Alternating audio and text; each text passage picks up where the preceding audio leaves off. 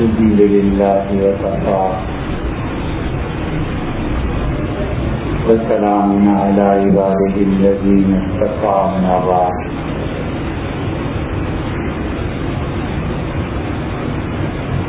اللہ تعالیٰ کے ایک مظلوم پیغمبر حضرت لوط علیہ السلام اور ان کی قوم کا قصہ چل رہا تھا۔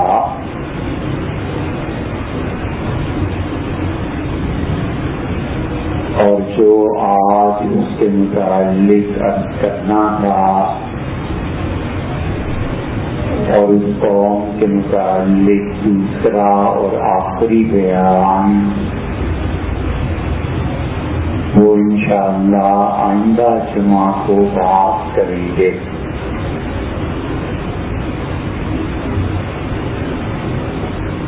اور فی الحال ایک مسئلہ ہے اور وہ مسئلہ شرعی اعتبار سے آپ حضرات کے لیے اتنا عام نہیں ہے، لیکن چونکہ ہمارے پاس میڈیا نہیں ہے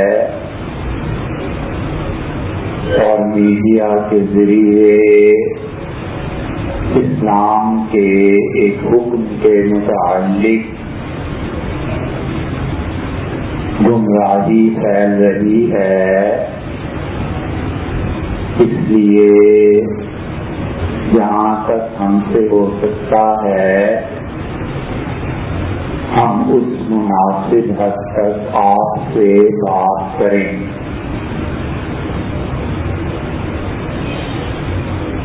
تاکہ کچھ لوگ جو بڑا احسان فرماتے ہیں اور بہت مہربانی ہے ان کی کہ وہ اپنا وقت نکال کر یہاں کچھ بات سننے سمجھنے آتے ہیں، تو کم سے کم ان لوگوں کو تو معلوم ہو کہ اس مسئلے میں شریعت کا حکم کیا ہے۔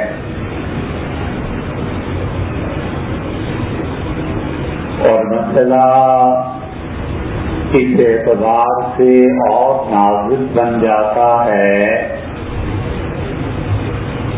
جب کچھ جاہل لوگ میڈیا کے سہارے آ کر شرعی احکامات کو اپنی عقل کے مطابق بدلنا چاہتے ہیں۔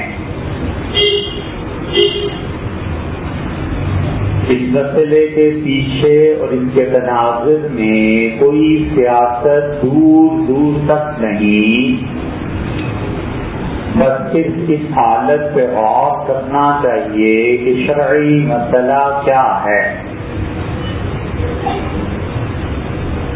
اور وہ مسئلہ جو اینکر پرسنز نے خاص طور پہ اٹھایا ہوا ہے وہ کراچی کے ایک قتل کا مسئلہ ہے، اور ہر طرف شور برپا ہے کہ قتل عمد میں قصاص ہے یا نہیں۔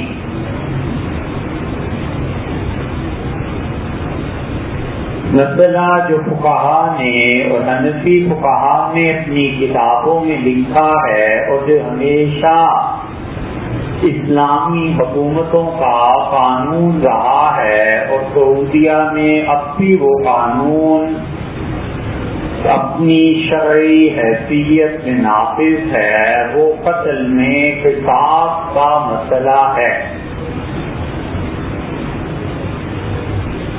تفصیلات ہمیں کچھ معلوم نہیں کہ کراچی میں کیا ہوا، اتنا معلوم ہے کہ ایک لڑکے نے ایک لڑکے کو قتل کر دیا اور اس سے گواہیاں ثابت ہیں۔ کون مرا، کون قتل ہوا، کون قاتل ہے، حتیٰ کہ اس کا نام بھی ہمیں نہیں معلوم، اور بات یہ کہتے ہیں کہ اس کو قصاص میں قتل ہونا چاہیے. ہمیں صرف اس کا شرعی پہلو آپ کے سامنے رکھنا ہے کہ شریعت کیا کہتی ہے تاکہ آپ کے ذہن صاف رہیں. اللہ تعالیٰ نے ارشاد فرمایا کہ کتب علیکم القصاص، اور لوگوں قتل کی صورت میں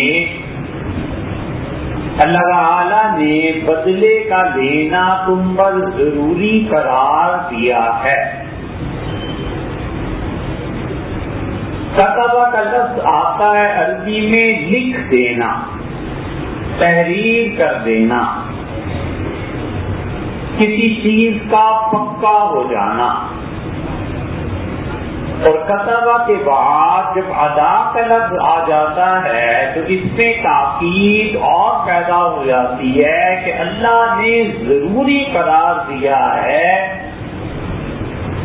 کہ قتل کے مقدمات میں تم قصاص لو. اور ہمیشہ ایسے ہوتا آیا ہے کہ قتل کے مقدمات میں قصاص لیا جاتا تھا. اور قصاص کا لفظ بنا ہے قصہ سے، قاف، صاد اور صاد. تو دو صاد جب ایک جمع ہو گئے ایک جگہ اس پہ شد آ گئی تو یہ بنا قصہ. اور قصہ کا مطلب ہے کھوج لگانا، اور قصہ کا مطلب ہے کہ کھرا تلاش کرنا. بہت آسانی سے سمجھا جا سکتا ہے کہ چور نے بھینس چرائی اور یہ ابھی تک لوگ اس کا کھرا چلاتے ہیں کہ کھرا چلاؤ یہ چور کہاں گیا. تو ایک کھرے والا چلتا ہے ایک جگہ پہنچتا ہے اور وہ کہتا ہے کہ اس گاؤں میں کھرا پہنچ گیا، اب یا تو گاؤں والوں تم بھینس دو یہ کھرا نکالو آگے گیا تھا.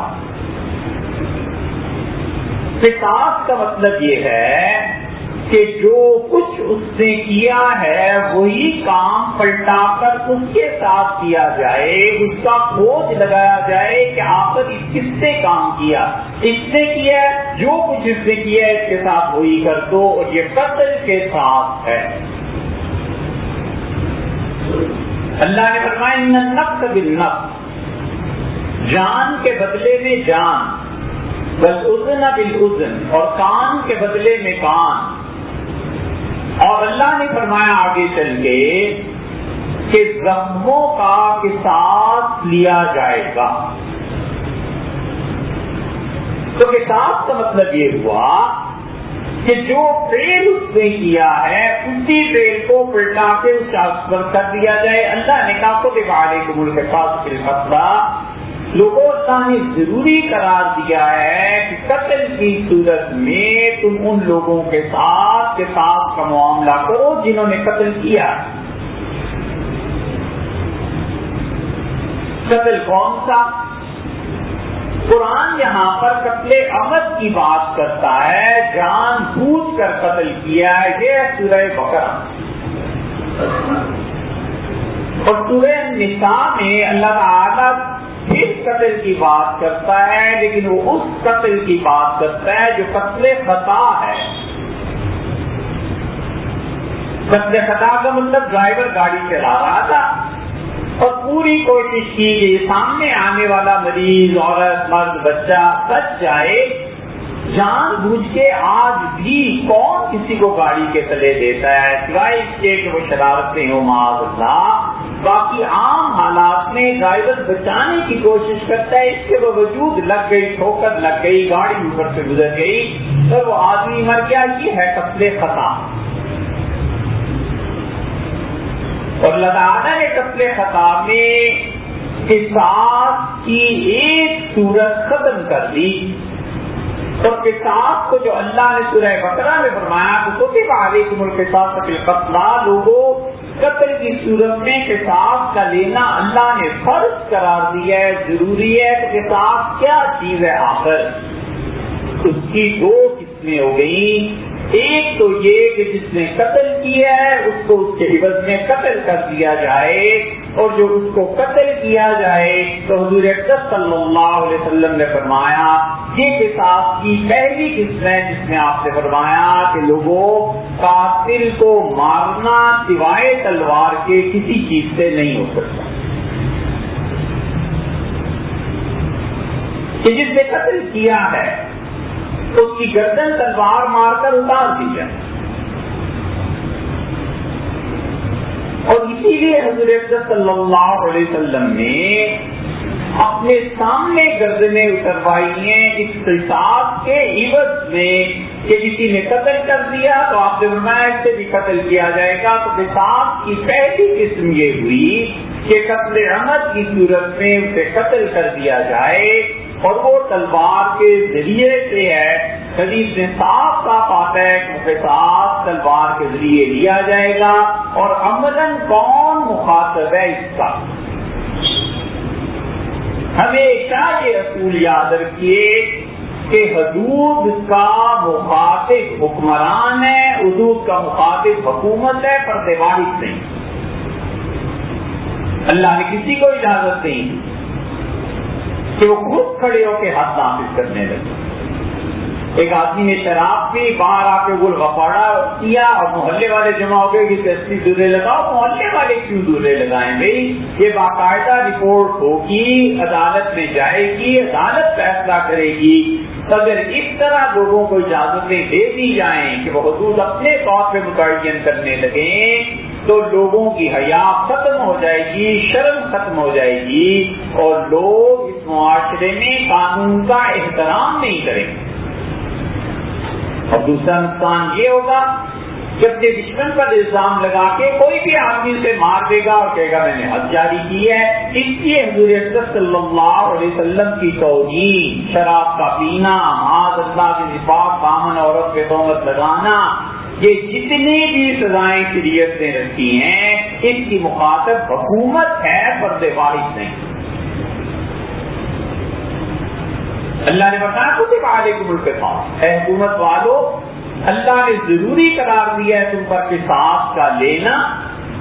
پھر قتلہ جب قتل ہو جائے تو حکومت کیا کرے گی؟ عملاً حکومت یہ کرے گی کہ قتل کا مقدمہ درج ہو، شواہد پیش ہوں، اور قاضی فیصلہ کر دے، جج فیصلہ کر دے کہ اس نے قتل کیا ہے، اور اس کو آدمی قاتل کو ورثاء کے حوالے کر دیا جائے اور تلوار بھی دے دی جائے کہ لو بھائی تم اسے قتل کر دو۔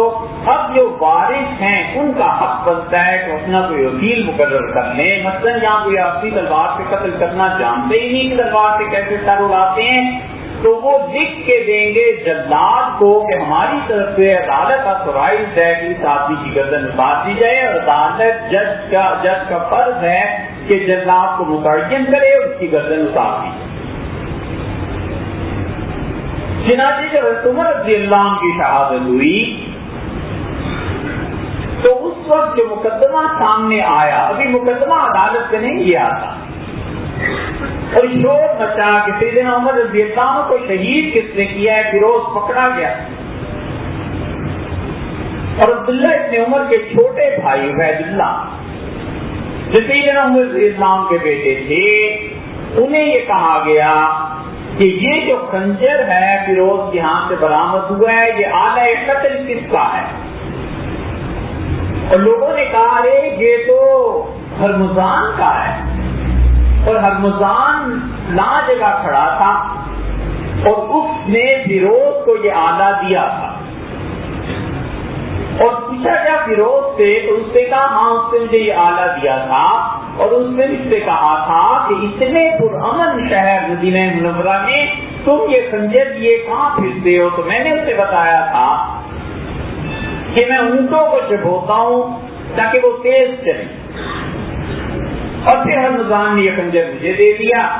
ہرمزان کے بیٹے کا زبان وہ کہتے تھے کہ اس خنجر کی وجہ سے عبیداللہ ابن عمر کو جب پتا چلا کہ میرے والد نے خنجر دیا ہے تو وہ آئے اور میرے والد کی گردن انہوں نے اتار دی، تو انہوں نے کہا میں نے اپنے والد سے بدلہ لے لیا۔ سیدنا عثمان رضی اللہ عنہ جب امیر المومنین بنے 3 یا 4 دن کے بعد مقدمہ پہلا ان کی عدالت میں آیا اور سیدنا عثمان رضی اللہ عنہ نے مشورہ کیا اور شورا کی اکثریت اس بارے میں تھی کہ دیت ادا کر دی جائے اور عبید اللہ کو قتل نہ کیا جائے. سیدنا علی رضی اللہ عنہ نے کہا ہم ہرگز قصاص کا قانون معطل نہیں کریں گے. اگر اس رمضان کے بیٹے مانے کہ انہیں دیت دی جائے تو دی جائے، ورنہ اصل تو یہ ہے کہ اسے ان کے حوالے کر دو. صحابہ رضی اللہ عنہ نے کہا علی اللہ کا خوف کرو، ابھی امیر المومنین کا جنازہ گھر سے اٹھا ہے، ابھی ان کے جوان بیٹے کا جنازہ گھر سے اٹھے گا، ہوگا کیا؟ انہوں نے کہا شریعت کا حکم اپنی جگہ اٹل ہے. حضرت عثمان رضی اللہ عنہ نے عبید اللہ ابن عمر کو بلایا، گرفتار کروایا اور کیسر زبان کو بلایا اور کہا ہمارے باپ کا قاتل یہ ہے اور بیٹے اگر تم کہو تو ہم اس کی گردن اتار دیں اور چاہو تو تم لے جاؤ. یہ شریعت کا اصل حکم ہے کہ قاتل کو مقتول کے ورثاء کے حوالے کر دیا جائے تاکہ ان کے انتقام کی آگ ٹھنڈی ہو، معاشرے میں عدل قائم ہو، لوگوں کو پتہ چلے کہ قتل کرنے کی سزا کیسے دی جاتی ہے. وہ لے کے چلا اور کہتا زبان کہتا تھا بڑے بڑے اکابر صحابہ رضی اللہ عنہ میرے ساتھ ساتھ چلتے گئے. میں جنگل کی طرف جا رہا تھا تاکہ جنگل میں جا کے اس کا خون بہا دوں اور ہر کوئی مجھ سے کہہ رہا تھا کہ یہ نہ کر، یہ نہ کر. میں نے کہا میں ظلم کرنے لگا، ان کا بالکل ظلم نہیں ہے، لیکن ہم تمہیں کہتے ہیں یہ نہ کرو. ابھی امیر المومنین رضی اللہ عنہ کا جنازہ اٹھایا، اسلام سے نہیں نکلے، اس نے بڑی غلط حرکت کی اور تجھے برا بلا کہتے تھے اور مجھے کہتے تھے تمہارا حق بالکل ٹھیک ہے، تم مان سکتے ہو. ہم یہ نہیں کہتے، لیکن ہم سفارش کرنے کے لیے اس لیے آئے ہیں کہ تم کچھ مہربانی کرو. اور وہ کہتے تھے میں جنگل تک گیا اور مجھے بار بار کہتے تھے اور میں بار بار کہتا تھا کہ میں ظلم کر رہا ہوں. کریں اللہ کی حد یہی ہے، مگر ہم اس لیے کہتے ہیں کہ کچھ مہربانی کرو، اپنے والد کا خون سے معاف کر دو. یہاں تک کہ میں جنگل میں جب جا کر نے تلوار نکالی اور لوگ مایوس ہو گئے تو میں نے پھینک دی تلوار اور میں نے کہا لوگوں میرے والد کا انتقام پورا ہو گیا، اللہ کا شکر ہے مجھے قتل کرنے سے کوئی ممانعت نہیں دی، میں نے اللہ کو یہ معاف. کہتا ہے اتنے خوش ہوئے اہل مدینہ جب مجھے سر پہ اٹھا لیا اور کندھوں پہ بٹھا لیا اور میں گھر تک کئی میل وہ خوشی پہ میرے منہ چومتے تھے، ہاتھ چومتے تھے اور مجھے گھر آ کے اتارا دروازے پہ میرا ایک پاؤں سے زمین پہ لگاؤ اور عبید اللہ ابن عمر کی جان چھوٹ گئی. یہ اصل قتل عمد ہے اور قتل عمد میں شریعت نے یہ سزا مقرر کی ہے کہ اس کو مقتول کے ورثاء کے حوالے کرو، وہ اپنا انتقام پورا کریں. ہمت کیسے ہوئی اس کی قتل کرنے کی؟ اللہ نے فرمایا الحر بالحر، اور آزاد کے بدلے میں آزاد قتل کیا جائے گا، والعبد بالعبد، اور غلام کے بدلے میں غلام اور عورت کے بدلے میں عورت. لیکن اللہ نے یہ جو کہا ہے یہ خاص وجہ سے کہا ہے، وگرنہ مرد عورت کے بدلے میں قتل کیا جائے گا، عورت مرد کے بدلے میں قتل کی جائے گی، آزاد غلام کے بدلے میں قتل کیا جائے گا، غلام آزاد کے بدلے میں قتل کیا جائے گا. اور وہ کافر جس کو حکومت پاکستان نے ویزا دیا ہے، ذمہ کافر ہے اور حکومت نے طے کیا ہے کہ ہم اپنے ملک میں تمہارے جان مال کی حفاظت کریں گے، اس کو اگر کوئی مسلمان قتل کر دے گا تو اس کافر کے عوض میں مسلمان کو قتل کیا جائے. حضور اکرم صلی اللہ علیہ وسلم کے زمانے میں ایک عیسائی قتل ہو گیا تھا ایسے، اور آپ نے فرمایا تمہیں پتہ نہیں ہے کہ میں نے ان لوگوں کا ساتھ وعدہ کیا ہے کہ ہم ان کی جان اور مال کا دفاع کریں گے اور سب سے زیادہ خدا نے میرا حق رکھا ہے بدلے میں، اور قتل کرو اس مسلمان کو جس نے اسے قتل کیا ہے. چنانچہ اس صحابی رضی اللہ عنہ کی گردن اڑا دی گئی کیونکہ اس نے عیسائی کو قتل کیا. میں سب سے زیادہ دنیا میں حق رکھتا ہوں کہ غیر مسلموں کو جب ہم امان اور پناہ دے دیں تو ہم اپنی پناہ کے وعدے کو پورا کریں. ہوتا یہ تھا عربوں میں کہ کسی قبیلے کا سردار کسی عام آدمی نے مار دیا تو کہتے تھے ہمارے قبیلے کا سردار 100 آدمیوں کے برابر تھا، لہذا ایک کے قتل میں 100 کو قتل کیا جائے گا. ایک نے قتل کیا 99 کو پتہ یا تو سازش میں شریک ہونا، سازش میں شریک ہو تو پھر تو کوئی بات نہیں ہے. سیدنا عمر رضی اللہ عنہ نے ایک لڑکے کے قتل کا قصہ سنا یمن میں، اور یمن کے جو صحابی رضی اللہ عنہ تھے انہوں نے پوری تفصیل لکھ بھیجی، گواہیاں ہوئی، اور امیر المومنین رضی اللہ عنہ نے ایک یمن کے لڑکے کے عوض میں 8 یا 7 آدمیوں کو قتل کروایا۔ لوگوں نے کہا امیر المومنین ایک کا بدلہ 8 میں، انہوں نے کہا خدا کی قسم تم یہ جانتے کیا ہو، پورا صنعاء یمن، صنعاء پورا شہر اگر اس ایک لڑکے کے قتل میں شریک ہوتا میں سارے شہر کو قتل کرنے میں دریغ نہ کرتا۔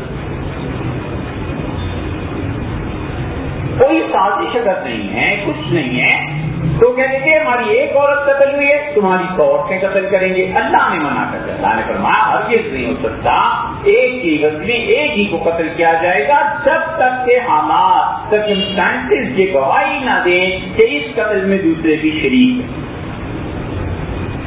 اور پھر اللہ تعالیٰ فرماتے ہیں فمن عفی لہ من اخیہ شیء، اور اگر قصاص میں اس کا بھائی اسے معاف کر دے، بھائی کا تب لا کر قرآن نے بڑی بڑی حکمت کی بات کہی اللہ نے، اس کی باتیں سبحان اللہ کیا کہنے، اس سے کہا دیکھو اے قاتل اگر تمہارا مقتول بھائی تمہیں معاف کر دے، مطلب یہ ہے کہ اس کے ورثہ معاف کر دیں تو پھر کیا ہوگا، پھر آ گئی دیت۔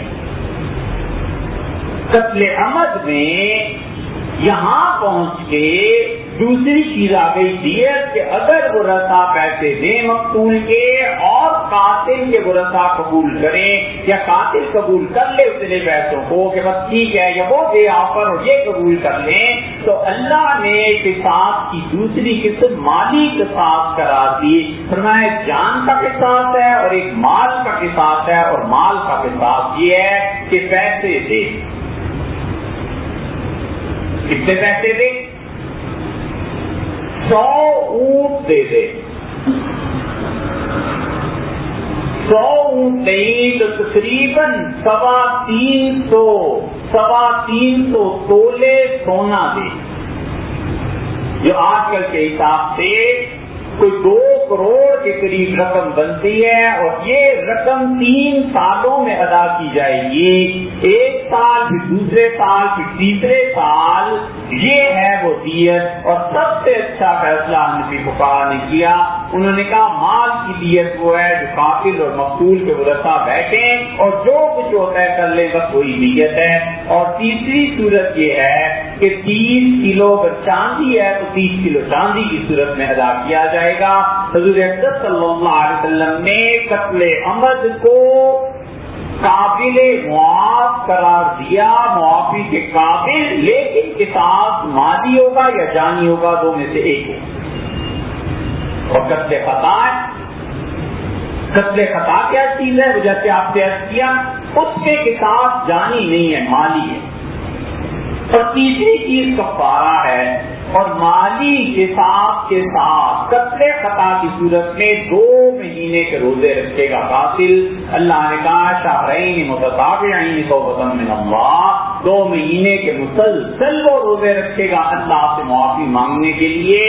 یہ قتل کی صورت ہے۔ اب یہ جو ہمارے یہاں میڈیا میں آ رہا ہے ہر جگہ قتل عمد تھا، قتل عمد سے پیسے نہیں دیے جاتے، یہ پتہ نہیں کس جنگل کا قانون ہے۔ ہمیں اس سے بحث نہیں ہے کہ مارنے والا وڈیرا ہے یا غریب ہے، شریعت کا حکم اپنی جگہ پر ثابت ہے۔ اور مصیبت یہ ہے کہ ہمارے یہاں میڈیا میں جن علماء کو لایا جاتا ہے یا نظریاتی کونسل میں جو لوگ بیٹھے ہوئے ہیں 5-7 آدمیوں کو چھوڑ کر یہ سب کی سب اپوائنٹمنٹ جو ہیں وہ پولیٹیکل ہیں، اور پولیٹیکل اپوائنٹمنٹ میں یہ نہیں دیکھتے کہ کتنا پڑھا لکھا ہے۔ آپ یقین مانیے کہ جو اینکر پرسنز لاتے ہیں جن کو میڈیا میں دین اور اسلام پر بڑی بڑی باتیں کرتے ہیں، قرآن کبھی لے جاؤ تو حضرت 2 رکوع قرآن کا ترجمہ کرتے ہیں، ترجمہ قرآن کا نہیں آتا۔ اتنے جاہل لوگ ہیں۔ اور چلیں قتل کے مقدمے میں یہ کہنے کہ قتل عمد جو ہے وہ قابل معافی نہیں۔ ارے پوری امت کا اجماع ہے، آپ چھوڑ دیں جذبات کو، سیدھی سادھی بات کریں جو شریعت نے کہی ہے۔ جذبات میں آپ بھی سرمایہ دار ایسے قتل کریں گے، یہ کریں گے، وہ کریں گے، انشاءاللہ بات پوری نہیں ہو سکی۔ آئندہ جو میں پھر اسی پہ بات کروں۔